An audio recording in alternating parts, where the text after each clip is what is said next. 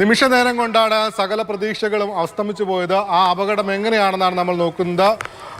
Boeing കമ്പനിയുടെ 787-8 എന്ന് പറയുന്ന എയർ ഇന്ത്യ AI-171 എന്ന വിമാനമാണ്. ബോയിങ് കമ്പനിയുടെ 787 എന്ന് പറയുന്നത് അവരെ സംബന്ധിച്ച് ഏറ്റവും വിശ്വാസമുള്ള ഒരു വിമാനമാണ്. ഏറ്റവും കൂടുതൽ ഇന്ധനക്ഷമതയുള്ള വിമാനമാണ്. 9 മണിക്കൂർ കൊണ്ട് അഹമ്മദാബാദ് വിമാനത്താവളത്തിൽ നിന്ന് ലണ്ടനിലേക്ക് പറന്നെത്താനായിരുന്നു ഉദ്ദേശിച്ചിരുന്നത്.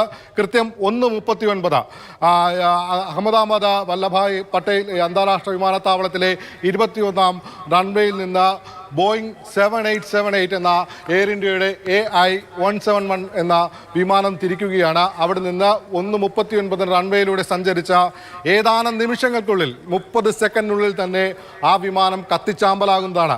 625 അടി ഉയരത്തിലേക്ക് എത്തുമ്പോൾ ആ വിമാനം അവിടെ നിന്ന് താഴേക്ക് പതിക്കുകയാണ്. ഈ മേഖല എന്ന് പറയുന്നത് മേഘാനി നഗർ മേഖലയാണ്, ജനവാസ മേഖലയാണ്, വലിയ കെട്ടിടങ്ങളുള്ള മേഖലയാണ്, കൂടുതൽ ആളുകൾ തിങ്ങിപ്പാർക്കുന്ന മേഖലയാണ്.